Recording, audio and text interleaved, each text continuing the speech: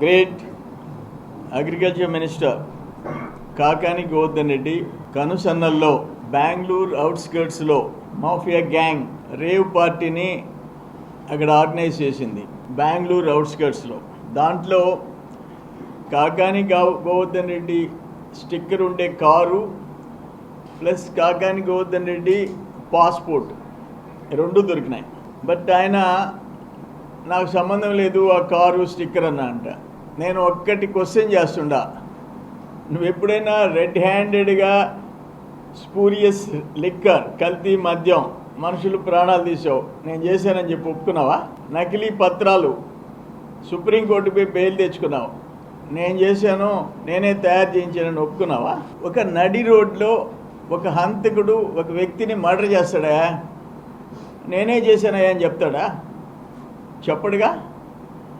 అందుకని నేనేమంటానంటే ఎన్ని డ్రామాలు కట్టిపెట్టు 2 సార్లు ఓడిపోయావు, మరలా 3వ సారి కూడా ఓడిపోబోతున్నాం అనేటువంటి అక్కస్తో ఆ ఫ్రస్ట్రేషన్లో ఏదో మాట్లాడాలా, ఇది అవకాశం వచ్చిందన్నట్టుగా మాట్లాడడం కాదు. దీనికి సంబంధించి విచారణ జరిగేటప్పుడు ముందు నా పాత్ర ఉందా, నాకు సంబంధించినటువంటి వాళ్ళ పాత్ర ఉందా, నా బంధువులు ఎవరున్నా ఉన్నారా, నాకు సంబంధించినటువంటి వాళ్ళు ఎవరున్నారా, ఎక్కడైనా ఒక ఆధారం ఉందా?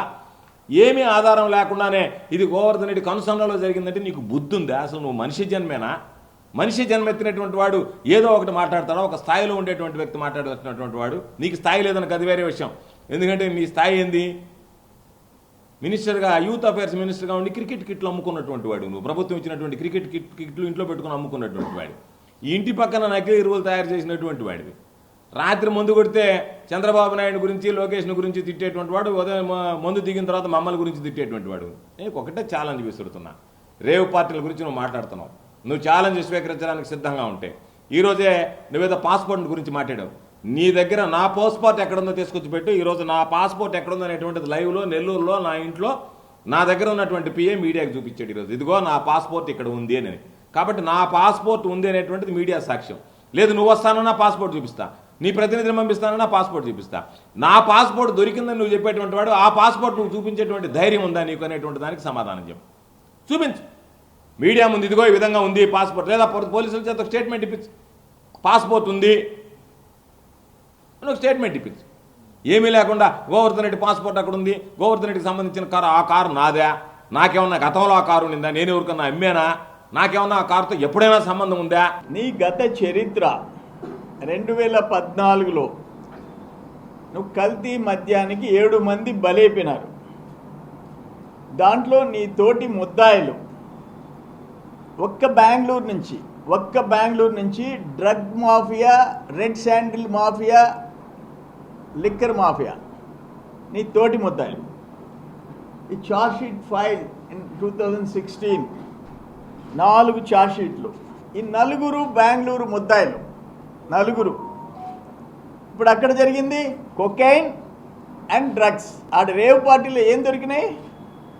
అనేక మంది అమ్మాయిలు, అబ్బాయిలు, ప్లస్ తమరి కారు, తమరి పాస్పోర్టు, అందరూ డ్రగ్ మాఫియా. ఇటువంటి notorious drug mafia and liquor mafia Kakani Govardhan Reddy classmates. అంటే నేను చెప్పడం ఏంటంటే ఆయన కో అక్యూజ్డ్, తోటి ముద్దాయిలు. మళ్ళీ రేవ్ పార్టీలో నువ్వు బుక్ అయ్యావు.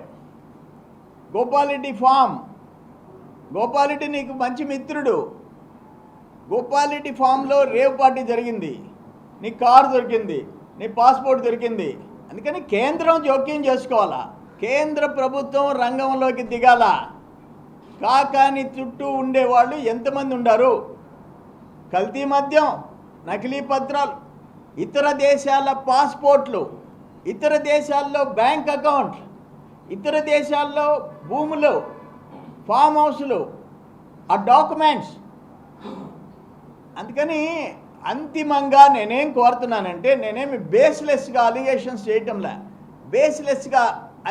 చేయటంలా, అంతర్రాష్ట్ర ముఠాతో కలిసి నువ్వు కార్యకలాపాలు చేశావు, రెడ్ హ్యాండెడ్గా దొరికావు. ఇప్పుడు నీ చరిత్ర ఎట్లాంటిది, నువ్వెట్లాంటి వాడివి, నీ బ్రతుకు ఎట్లాంటిది? శ్రీనివాస మహల్ దగ్గర ఎంతమంది దాన్ని ఉంటారు? నేను నెల్లూరు రోజులాండ్ లాడ్జిలో నిన్ను పట్టుకుని 4వ టౌన్ పోలీస్ స్టేషన్లో ఇస్తే పాపం పెద్ద ఆయన ఏడున్నాడు నలపరెడ్డి శ్రీనివాసరెడ్డి గారు. ఆయన పాపం పోలీసులను బతిమలాడుకొని నిన్ను వదిలిపెట్టించాడు. ఇటువంటి నీచ చరిత్ర కలిగినటువంటి వాడు నీలేగా అందరు బతుకుతారు అనుకొని, ఒరే నా బ్రతుకే కదా అందరు బతుకుతారు, అందరి మీద కూడా బురదలేస్తానంటే నువ్వు నా మీద సిబిఐకి విచారణ చేయించావు స్వామి. సిబిఐ చేత విచారణ చేయించావు నువ్వు. సిబిఐ చేత విచారణకు నేను సిద్ధపడ్డా. ఏమన్నా నిగ్గు తేల్చగలిగావా? అయిపోయిన తర్వాత ఏంది? నువ్వు ఏదైతే సిబిఐ చేత విచారణ చేస్తే వాస్తవాలు బయటపడతాయన్నావో ఆ సిబిఐ విచారణ చేస్తే ఆ సిబిఐ క్లీన్ చిట్ ఇచ్చింది. నేను అడుగుతున్నా, చంద్రబాబు నాయుడు మీ నాయకుడు ఏదో నేను చాలా క్లీన్, మిస్టర్ క్లీన్ అంటున్నాడు. ధైర్యం ఉంటే ఆయన మీద వచ్చినటువంటి అభియోగాలకి నాలాగా సిబిఐ చేత ఎంక్వైరీ చేయించుకోగలడా? దానికి సమాధానం చెప్పమంటే మీరు నోళ్లు మూతపడిపోతున్నా వెళ్ళిపోతున్నారు. నువ్వు your a producer of hijras. హిజ్రాయల్ని తయారు చేసినోడివి నువ్వు. 100 మంది హిజ్రాల్ని ప్రొడ్యూస్ చేసినోడివి నువ్వు. Your producer of hijras. నీ గొప్పలు చెప్పాలంటే ఒక పుస్తకం రాయాలా. అక్రమ మైనింగ్, ఇల్లీగల్ మైనింగ్ ఇతర దేశాలకి, చైనాకి, వర్ధాపురం నుంచి, మొగళ్ళూరు నుంచి, మరుపూర్ నుంచి, ముదిగేడు నుంచి చైనాకి ఎక్స్పోర్ట్ చేశావు. వీటన్నిటి మీద ఒక సమగ్రమైన ఎంక్వైరీ సెంట్రల్ గవర్నమెంట్ ఇంటర్ఫియర్ కావాలా? సెంట్రల్ గవర్నమెంట్ ఇంటర్ఫియర్ కావాలా? కేంద్రం జోక్యం చేసుకోవాలా? ఏదో ఒక రాష్ట్రానికి పరిమితమైంది కాదు. ఇది ఒక రాష్ట్రానికి పరిమితమైంది కాదు. అందుకని నేను కర్ణాటక ప్రభుత్వాన్ని రిక్వెస్ట్ చేస్తున్నా, డిమాండ్ చేస్తున్నా.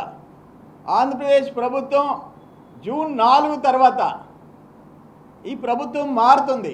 జగన్మోహన్ రెడ్డి ముఖ్యమంత్రిగా దిగిపోతున్నాడు. ఆయన ఒక పెద్ద గ్యాంగ్ లీడర్. ఇటువంటి వాళ్ళందరికీ నాయకుడు ఆయన. జగన్మోహన్ రెడ్డి రాజకీయానికి ఫుల్ స్టాప్ పడుతుంది జూన్ 4వ తేదీ. నేను డిమాండ్ చేస్తుండా, ఇదేదో నేను ఆయన నా మీద పోటీ చేశాడు కాబట్టి నేను చేసే అలిగేషన్స్ కాదు. ఈరోజు ఉండేటువంటి పరిస్థితుల్లో నువ్వేదో పాత రాజకీయాల్లో ఏమి మీడియా లేదు ఏదో ఒకటి మాట్లాడేస్తే అదే రాస్తారని అనుకోబాకు నువ్వు. ఈ రోజు ఉండేటువంటి పరిస్థితుల్లో, ఈ రోజు ఉన్నటువంటి దాంట్లో నీ దగ్గర ఉన్నటువంటి ఆధారాలు చూపించకుండా బురద జల్లి వెళ్ళిపోతానంటే అది కుదిరేటువంటి పని కాదు, అది జరిగేటువంటి పని కాదు. కాబట్టి నీ బ్రతుకు ఎట్లాంటిదో, నీ జీవితం ఎట్లాంటిదో, నీ జీవిత గత ఎట్లాంటిదో, ప్రత్యేకించి నెల్లూరు జిల్లాలో ఆ సోమిరెడ్డిని కొత్తకాలం కట్ట మీద అడిగితే ముఖాన ఎంతమంది ఉమ్మేశారో, ఎంతమంది చూపులతో చెప్పులతో కొట్టారో, ఎంతమంది ఇంటికి దొరుకున్నారో, నీది ఒక బ్రతుకు. నువ్వు బ్రతుకుతున్నావు. అయితే మిగతావాడు ఎవడన్నా కానీ బ్రతికుండేవాడు కాదు. నిన్ను ఎవడన్నా ఇంట్లోకి రానిస్తాడు చెప్పు? సంసారాలు ఎవడన్నా నిన్ను ఇంట్లోకి రానిస్తాడా? కాబట్టి నేను మరలా చెప్తున్నా, ఈరోజు నేను సిద్ధంగా ఉన్నా, మీడియా సాక్షిగా ఒక 24 గంటల టైం ఇస్తున్నా. మన ఇద్దరం కలిసి మన ఇద్దరు బ్లడ్ శాంపిల్స్ ఇద్దాం. ఆల్కహాల్ నా దగ్గర ఉన్నా కూడా నువ్వు మందు కొట్టేటువంటి వాడువా, నాకు మందు కొట్టేటువంటి అలవాటు ఉందా? ఎందుకంటే రేవు పార్టీలకు పోయేటువంటి వాడు మందు కొట్టాలా, డ్రగ్స్కి అలవాటు పడాలా? కాబట్టి నువ్వు రా, అయ్యా నేను మందు కొట్టను, డ్రగ్స్ ఇవ్వనని చెప్పాను. నేను అలవాటు పడను, లేదు నాకు అలవాటు లేదు, నువ్వు నీ శాంపిల్ నా శాంపిల్ ఇస్తా. 24 గంటలు నువ్వు నెల్లూరు వస్తా, నేను 24 గంటల్లో నువ్వు ఎక్కడ సిద్ధంగా ఉన్నా సరే మన ఇద్దరం శాంపిల్స్ ఇద్దాం. శాంపిల్స్ ఇస్తే ఎవరు రేవు పార్టీలో అలవాటు ఉందనేటువంటి దాని మీద ప్రజలకు స్పష్టత వస్తుంది. కాబట్టి నేను సిద్ధంగా ఉన్నా, నువ్వు సిద్ధంగా ఉంటే రేపు ఎక్కడైనా సరే మీడియా సమక్షంలోనే, నెల్లూరులోనే నువ్వు ఎక్కడ చెప్తే అక్కడికి నేను వస్తా. నువ్వు అక్కడికి వస్తే మన శాంపిల్స్ ఇస్తే మన ఇద్దరిలో ఎవరు నీతిమంతుడు, ఎవరు నిజాయమంతుడు, ఎవడు తాగుబోతుడు అనేటువంటిది అర్థమైపోతుంది. నేను ఏ రోజు వదిలిపెట్టలే, ఏ ఇష్యూ వదిలిపెట్టలే. ఏదో సర్వేపల్లి ఓట్లకు పరిమితం కాదు. అక్కడ కరుణాకర్ ఆత్మహత్య చేసుకుంటే నేను వదిలిపెట్టలే. ఒక sub inspector, Marripadu sub inspector కారణంగా ఒక 2 బీసీలు చనిపోతే నేను వదిలిపెట్టలే. ఓట్ల కోసం రాజకీయం చేయటంలా నేను. చెలో నెల్లూరు దద్దరిల్లిపోయింది. 4 జిల్లాలు ఢిల్లీకి పోయేసి వచ్చి ఆ ఫ్యామిలీని ఆదుకున్నాం. నేనేమంటానంటే సొసైటీలో ఒక అసాంఘిక శక్తులు పబ్లిక్ లైఫ్లోకి వస్తే, ప్రజా జీవితంలోకి వస్తే, ఒక కృష్ణపట్నం కంటైనర్ పోర్ట్ వెళ్ళిపోతే, ఒక గనులు వెళ్ళిపోతే, ఒక ఇసుక మాఫియా తయారైతే ఏమైపోద్ది ఈ రాష్ట్రం? ఏమైపోద్ది రాష్ట్రం? కాబట్టి నిద్ర లేస్తే సప్త వ్యసనాలు ఉన్నటువంటి వాడు నువ్వు నా గురించి మాట్లాడేటువంటి హక్కు ఎక్కడుంది నీకు? నా దురదృష్టం, దౌర్భాగ్యం నీలాంటి వెధవా పనికిమాలినోడితో పోటీ చేయడం. నీలాంటి పనికిమాలినోడితో పోటీ చేస్తున్నాను కాబట్టి నేను అనేక సందర్భాలు చెప్పా, నియోజకవర్గం మంచిది, అందరూ మంచివాళ్ళు, కానీ నీలాంటి పనికిమాలినటువంటి ప్రత్యర్థితో పోటీ చేయడమో నా జరిగినటువంటి దౌర్భాగ్యం అని చెప్పడం జరిగింది. కాబట్టి వీటి మీద పూర్తిగా విచారణ జరపమన్నాం.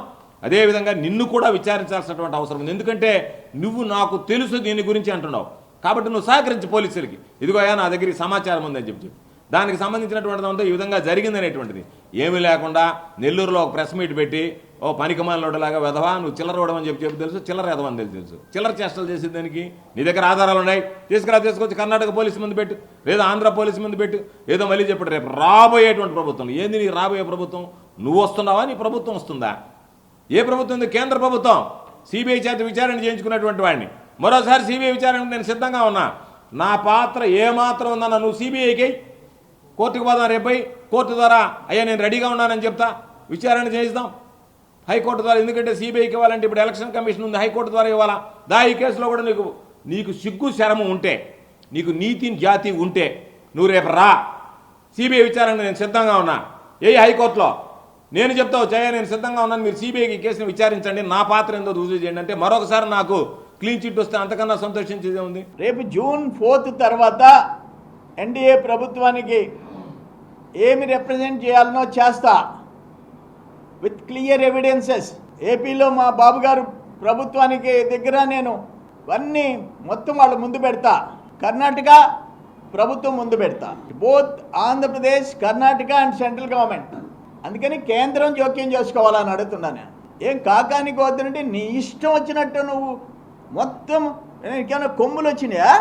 నువ్వు ఒక గ్యాంగ్స్టర్గా తయారవుతావా? నువ్వు ఒక గ్యాంగ్స్టర్గా ప్రజలు ప్రాణాలు తీసినోడివి, నువ్వు ప్రజల ప్రాణాలు తీసినోడివి నువ్వు. మళ్ళీ ఇప్పుడు అక్కడ రేవ్ పార్టీ ఏర్పాటు చేసి నీ కారు, నీ పాస్పోర్ట్, నీ స్టిక్కర్, నీ గ్యాంగ్, నీ పాత గ్యాంగ్ కలిసి కొకైన్ అండ్ డ్రగ్స్, మత్తు పదార్థాలు, కొకైన్, వాళ్ళందరికీ నేను కాకానికి వద్దనంటే రింగ్ మాస్టర్. వీటి మీద తీవ్రంగా చర్యలు తీసుకోవాలని చెప్పేసి నేను డిమాండ్ చేస్తున్నాను. కాబట్టి నీ నోటి కంపు 100 కిలోమీటర్లు కొడుతుంది. అది దాన్ని భరించలేక సస్తా ఉండరు జనాలు. ఆ కంపుల భాగంగా మళ్ళీ ఈరోజు నీ నోరిప్పావు. కాబట్టి నీ బ్రతుకంతా, నీ జీవితం అంతా ఏదో ఒక విధంగా ఈ విధంగా అధాపాతాళానికి వెళ్ళడమే తప్ప ఎక్కడా కూడా నువ్వు ఆలోచించేటువంటి పరిస్థితి లేదు. నీ అక్కసంతా 3వసారి ఓడిపోతున్నాం కదా, ఏదో ఒక విధంగా అక్కస వెళ్ళగక్కాలన్నట్టుంది తప్ప నీ దగ్గర ఇతిమితమైనటువంటి ఆధారాలు, సాక్ష్యాలు ఉంటే తీసుకురా, చూపించుదుగా నా దగ్గర ఆధారాలు. నువ్వు చెప్పావు పాస్పోర్ట్ ఉందని, నీకు దమ్ము ఉంటే, నీకు నీతి లేదు, నిజాయితీ లేదు, నువ్వు నిజాయితీ నీతి లేదు బతుకునేది నాకు తెలుసు. నువ్వు కనీసం మాట మీద నిలబడి ఆ విలువ ఉంటే, నీ మాటకి నువ్వు మాట్లాడేటువంటి విలువ ఉండాలంటే నువ్వు తీసుకొచ్చి ఆ పాస్పోర్ట్, వాళ్ళ దగ్గర ఉన్నటువంటి పాస్పోర్ట్ ఎక్కడుందో చూపించు. నా దగ్గర ఉండే పాస్పోర్ట్ నేను చూపిస్తాను. నీకు ధైర్యం ఉంటారా? బ్లడ్ శాంపుల్కి వస్తావా? పాకపోతే ఈరోజు నా గురించి ప్రెస్ మీట్ పెట్టి మాట్లాడాడు కాబట్టి వివరణ ఇవ్వాలనేటువంటి ఆలోచనతో పిలిచా. ఈ దౌర్భాగ్యం ఇటువంటి విధవ నాకు ప్రత్యర్థిగా ఉండడం వల్ల దాని గురించి మాట్లాడాల్సినటువంటి అవసరం ఏర్పడింది కాబట్టి మాట్లాడుతున్నా. మరలా కూడా నేను మాట్లాడినటువంటి ప్రతి మాటకి కట్టుబడి ఉన్నా.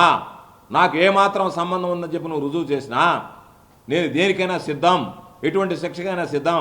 కాబట్టి నువ్వు కర్ణాటక ప్రభుత్వం చేత చేయిస్తావా, కేంద్ర ప్రభుత్వం చేత చేయిస్తావా, ఏ ప్రభుత్వం చేత విచారణ చేయించినా నాకు ఏం భయం లేదు, విచారణ ఎదుర్కోవడానికి సిద్ధంగా ఉన్నావు.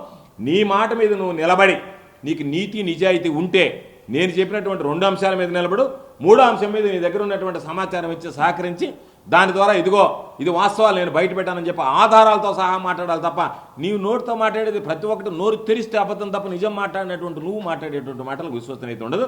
మరిన్ని వీడియోస్ కోసం ఛానల్ ని సబ్స్క్రైబ్ చేయండి, లేటెస్ట్ అప్డేట్స్ కోసం వాట్సాప్ ఛానల్ ని ఫాలో చేయండి అండ్ లింక్ డిస్క్రిప్షన్ లో ఉంది.